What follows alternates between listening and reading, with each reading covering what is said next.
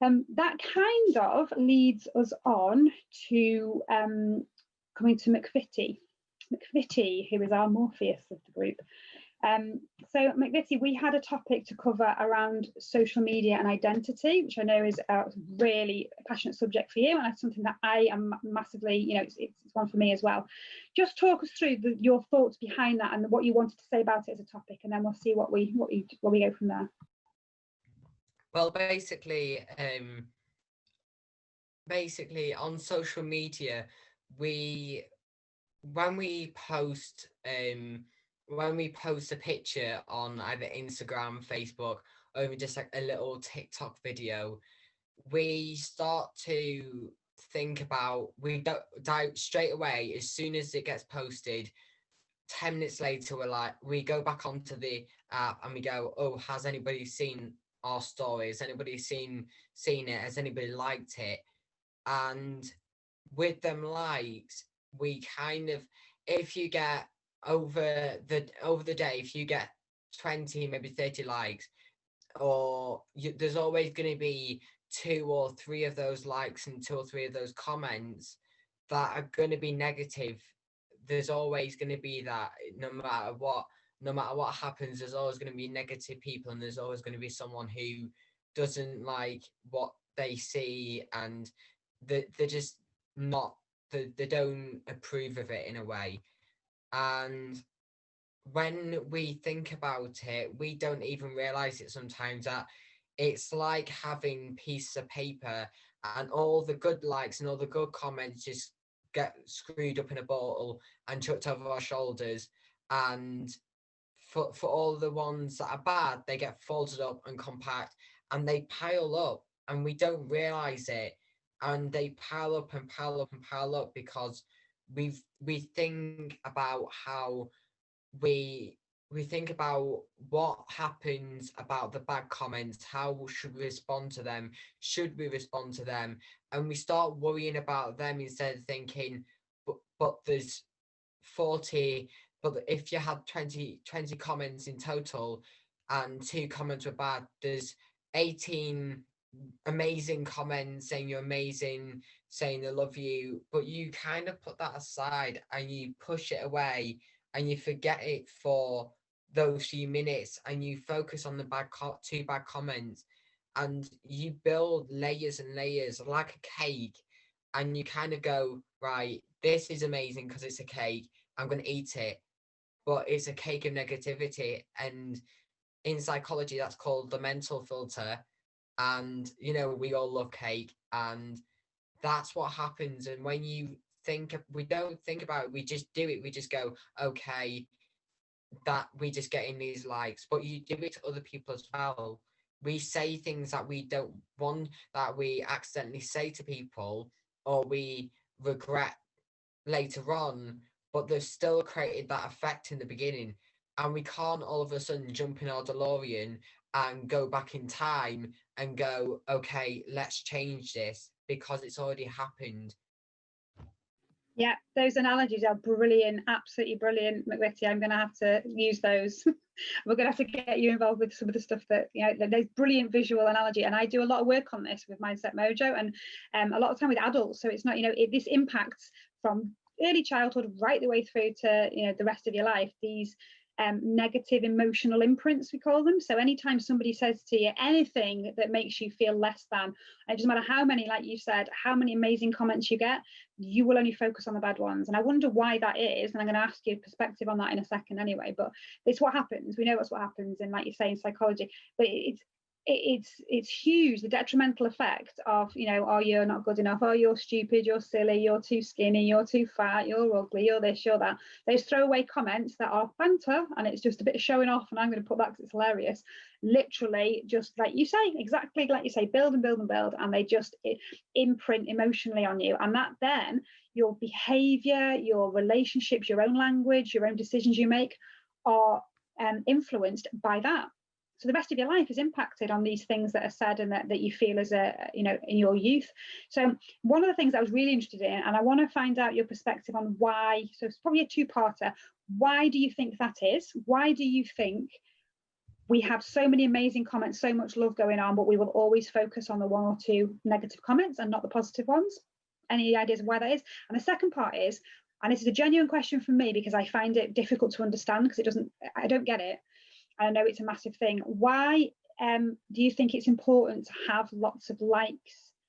So why do you think it's become a socially acceptable or socially important thing? Really crucial in a lot of people's cases. When they post something, they're constantly checking to see who's viewed it and who's liked it.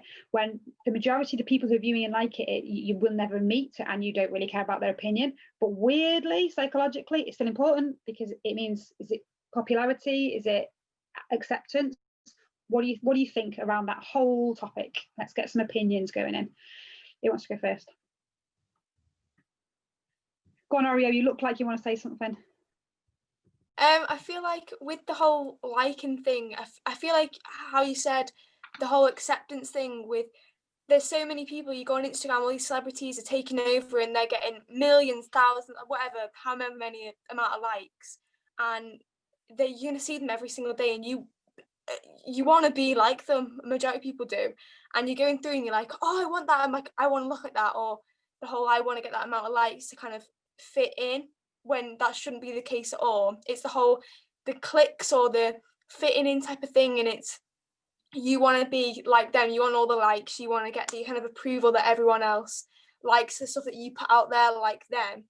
And with the whole popularity thing as well, like if you're getting loads of likes, people are going to know you and people are going to identify you around. So if you're walking on the street and then people will be like, oh, I know who you are, like I see you on Instagram, or my friends know who your friends are, and then it kind of builds up that confidence that you might not have. Or if you're in school and someone like, you know, knocks your confidence down, and them likes kind of can boost it, as much as it sounds quite arrogant or whatever, they kind of give you that confidence back that you wouldn't have had in school or something. And it's kind of, as horrible as social media can be sometimes, it's kind of a safe space where you can post what you want and kind of express yourself and how you want to be pursued, if that makes much sense. Definitely. I know that's what McVitie was wanting to get at, and we'll talk about that a bit more actually, about identity and how important it is to find your identity. But it is about acceptance, and sometimes you try and fit into a mold just for the acceptance. I think that's the danger.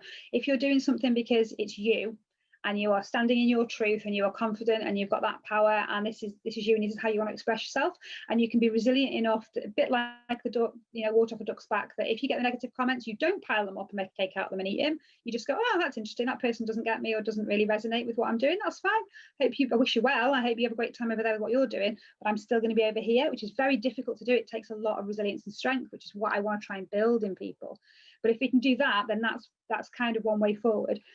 But it is really hard. So what if I were to tell you 2 things? So my experience, fashion industry as a starter. So a lot of people want to be an influencer and want to aspire to be like the people that they can see out on social media, in the magazines, on Love Island, all the celebrities.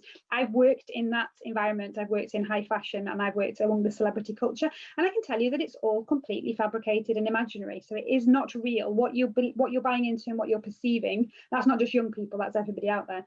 It's not reality. It's not reality at all. The people that you're looking at, it's constructed to sell an idea or to sell a dream or to sell a miracle beauty product or a food supplement or a piece of fashion, or to sell someone's ego and make them feel better. So it's really dangerous for us to think I need to be like that because they've just got perfect life and they must have an amazing time. They don't. They really don't. They have a lot of stuff that you do not see. And the second thing that only crossed my radar last week, and I thought, oh my gosh, I wish I'd known this a while ago, about fashion. And being fashionable is basically your ability to copy people. So if you're highly fashionable, it means you're really good at copying. Like, I don't really like that anymore. So that word now becomes a little bit more of a, I don't really want to be fashionable, thanks. I'll start my own fashion and be unique and be, be myself. So I thought that was an interesting one. Can I come to Twix for a minute, Dr. Twix, get your perspective on that, on the whole social media, identity, the whole likes thing? One thing that definitely resonates with that is body confidence and self-image. Many teens that be through Instagram or TikTok will scroll through a feed every morning, every evening, and they will see different influencers, different people that they think, oh, I'd love to look like that person, or oh, I'd love to have that style. And it's definitely it is a big effect with clothing, but it's a massive impact of the shape of your body. So many people will see someone who's a model, let's say, who's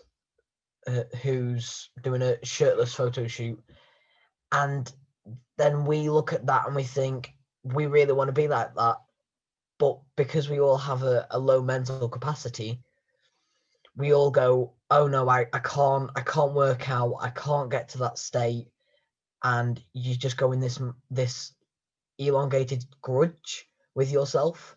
So you start putting these filters on, these different personas onto Instagram, onto Snapchat, to get people to give you more likes, to give you that better confidence. So you're like, okay, people are actually liking me as me, but now that people like me, I've got the confidence now, I'll work on myself and I'll change who I am, even though you've had a clear obligation that people like how you are. I wonder why that is. I wonder why we have that need to be somebody else. I think it's acceptance again and fitting in. I've clearly never got that at all. I'm just like, yeah. Every time I have people that there's a trend of red hair, I change. I don't have red anymore because everyone else has got it. So I literally, you know that, don't you, Oreo? But so that's just how my brain. But it didn't used to when I was very young. But it was quite early on when I realised I don't fit this mould of social acceptance, and I don't want to either. And I'm going to find a way around that, and that's what my career has been really built on. I feel comfortable in that. That's why I like to help other people do the same, and I like to talk about it because it's always been just the way I've felt really strongly.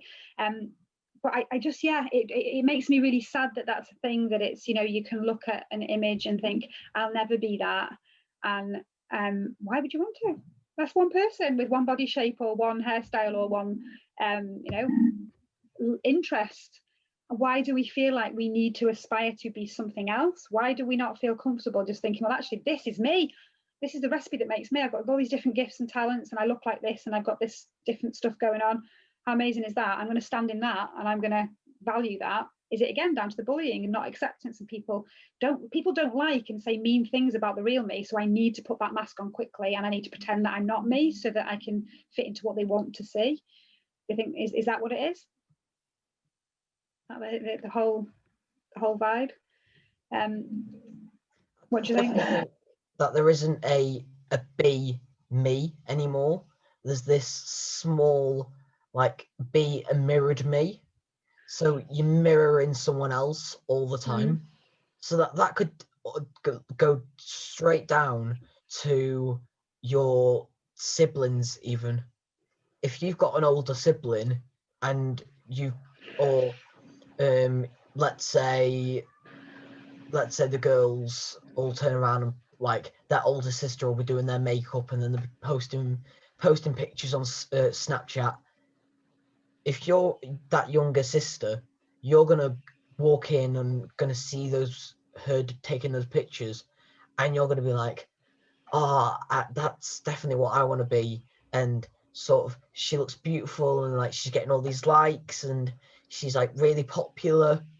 But is she popular to other people, or is she popular because of what she's got on her face? Yeah. The mask that she's wearing, yeah. Not herself. Yeah, and it's how you learn, isn't it? Siblings are really powerful when it comes to teaching and learning, and yeah, is she happy? She might be popular and got loads of likes, but if you can see what's going on because you're a sibling, and, like, that person's really got low self-confidence and really doesn't like themselves very much, but they've got loads of likes, so that's apparently what we have to do, so I'll do the same. We've got a bit of responsibility there, I guess, haven't we, when it comes to siblings? Brilliant, really brilliant points you're making here, guys. Jamie Dodger, do you have anything to weigh in on that with regards to social media? How do you find social media? I think social media is a big topic, because when you see these people get loads of likes on your own posts, or sometimes if you don't get likes, it can affect your mental health in many ways, and can like make you sad, it can make you happy, it can do all sorts of your emotions, really. Brilliant point. It is emotional. It's like being on an emotional roller coaster, isn't it? Because you don't know what you're posting. You might think, I'm going to post this and it's going to make me feel really happy because I'm going to get loads of likes, and the first comment that comes up is something horrible. It just crashes your world, doesn't it? And because when we were young, when I was young, that wasn't a thing. There was no social media, so it was all kind of in-person stuff. It's the same kind of thing. The bullying was massive when I was young, but it wasn't this pressure and instant access 24 hours a day to it either. Constantly stimulated with it and constantly able to comment and look at comments. It was a little bit more sort of underground bullying, I suppose, which is not very good, but it's just out in the open 24 hours a day now, isn't it? It's so damaging. And I wonder whether it's different for men and women and boys and girls, and is it different? Do you think the pressure is different in different ways? We did our body positivity campaign a while ago, and we said we did a male one, and we put it's just as hard to be Ken as it is to be Barbie, because there was lots going on about women and female body image and how we need to do something about it. And then somebody picked us up on it and said, well, what about the men? The pressure that we have to look like that and be sporty and do this and do that and the other is just the same. What do you think about that one? I definitely agree on that. It can get a bit sexist at sometimes. So you see like loads of girls on the Instagram and Snapchat and stuff like that, and they'll get loads of likes, and then you see the lads on there getting quite less likes, and you think it's a bit wrong, really. They should be a bit equal sometimes. That's interesting. I wonder why that is. Do we? I suppose we have to look at data. Is it because there are there more girls on Snapchat? Is that what it is, or Instagram, or is it just people are more reluctant to comment? I wonder what that is. It might be a good little research project for us to find out. And I wonder whether a good creative project might be something to do with what Twix, what you just said about mirrors. Can we maybe do something creatively, a project somehow, whether it's to do with a documentary we're going to make or some performance piece or something around the pressure. You're liking that, Ario, about the pressure of being young in 2020, and the mirror concept might be cool. I know that some of our facilitators who might be watching the replay will instantly go, oh yes, mirrors, let's think about that. But if you guys could lead on that and get some ideas together, that could be something that we could do to help and support people. Social media is a massive one. I went a few years ago to London to Facebook, to head office, to talking about mental health and how, relative to social media and the groups that we've got, and it's just huge. There is just so much opportunity for people to be ignorant, I suppose it is, to the fact that everybody's got their own stuff, their own opinions, their own styles, their own things going on. And if we don't educate ourselves and each other to understand that, and to understand difference, to understand diversity, to understand other people, and even if you don't agree with it and it doesn't fit very well with you, that's fine. It doesn't have to. You don't have to force people into a right or wrong situation or little boxes. We need to be able to understand that actually resonates with me. That's kind of, I'm going to hang around with that group of people because I've got a lot in common and I really like it. I haven't so much with that group, but that's cool. They're doing that and they're really enjoying themselves. And I'm, I don't need to then be hostile or intolerant. I just can recognize that this is me and this is what I feel comfortable with. I'd love to learn more about you. What's your story? I'd love to understand. Can I ask you some questions? Do you mind? It can be difficult questions, but we can have conversations. I don't want to offend you, but do you mind if we chat? Because I'd love to learn more about your story or your situation and have those conversations, rather than that horrible bullying, negative, you don't fit in with me, so therefore you're wrong. You don't have to fit in with me. That's not what life's all about. It's down to education, I think, for me, and just constantly education, no matter what age you are, about having those conversations and understanding that difference is not a bad thing. It's a good thing.